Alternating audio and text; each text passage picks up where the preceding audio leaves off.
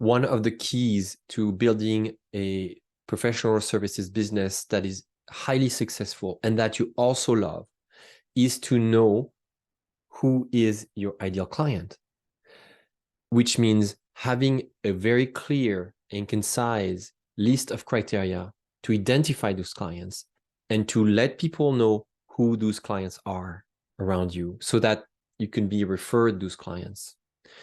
It is something that I learned over the year that I should do.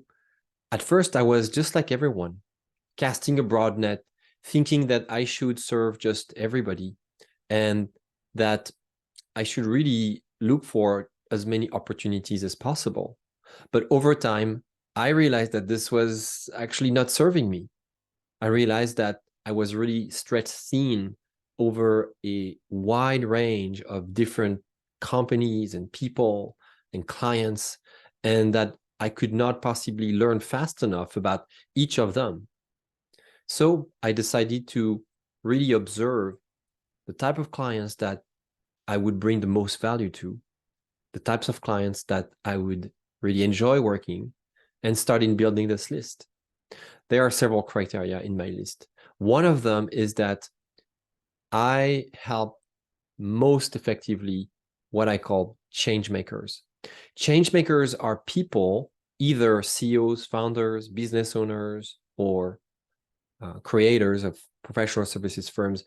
They're business people who see something and decide to do something and go beyond the status quo. They decide to change something because they feel that it's not right, that something has been done differently, has to be thought differently, and they decide that it's time that we change this thing, whether it is about their environment, about their industry, or about their client. Any field. In any field, you will notice and you will find, and you probably know already, change makers. So that's one of the criteria that I learned to identify over the years. Having a clear set of criteria increases your sales effectiveness. So your sales process is just way more effective because in the inset, in the intro of the sales process, you can check and qualify and vet very quickly if you see yourself delivering high value to this person or this group of people.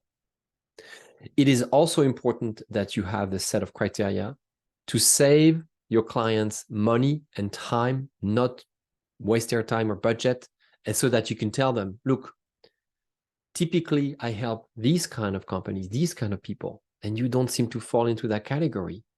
Let's work this out and see if maybe that's an exception or if actually we should part ways and if you should talk to this other company because they seem like a better fit for you, right? It's all a question about clarity and transparency and respect in the relationship.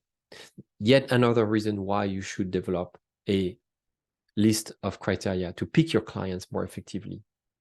If you think about it, you don't have unlimited capacity, even if you scale your consulting or coaching or engineering or marketing business well. It has a limited capacity, way more than a product company, because most of the time this will involve your time or other people's time. So you can only serve a certain number of clients.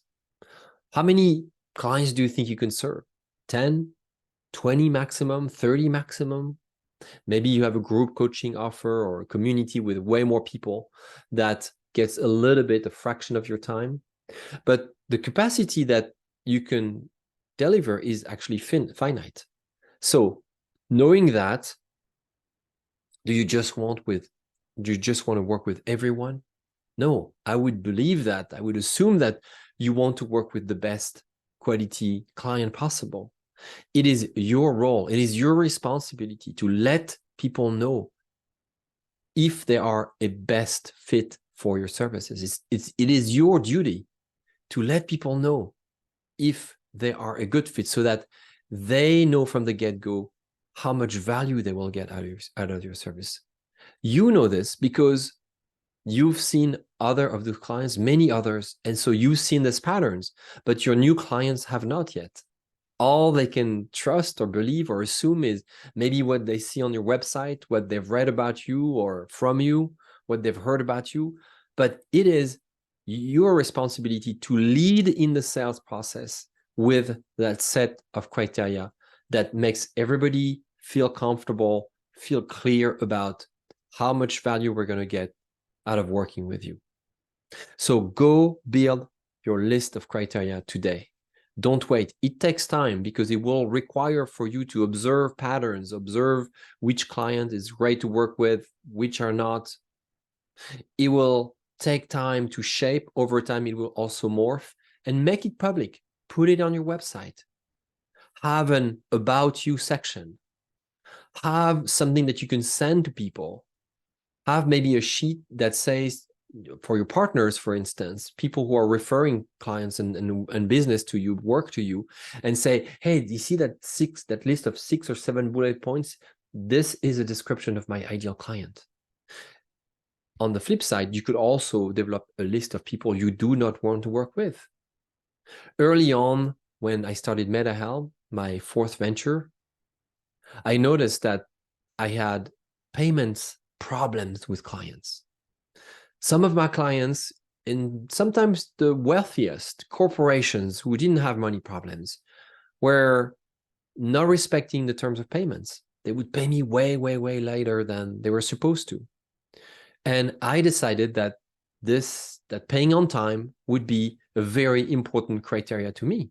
So I decided that from that day, all my services would be payable upfront, in advance. And I let people know that in the first sales conversation that I have with them. I say, hey, if you're going to work with me, just so you know, my payment terms are very simple. Everything has to be paid in advance. Whether you're a big company or a small company, everything has to be paid ahead of time.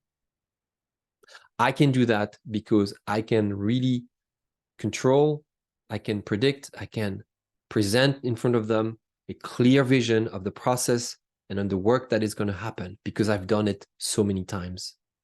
And so I have the confidence and I have the clarity, the certainty that paying ahead of time will give my clients what they will be paying for. That's one of the criteria that I apply to selecting my clients. I hope this was helpful to you. I hope this motivates you to go build your list of criteria to vet and pick your clients and make sure that you deliver the best value possible. This will change the way you tell your story to your market. This will change the narrative of your business. This will grow narrative power for your business so that you build a business that is successful and also a business that you love. Good luck.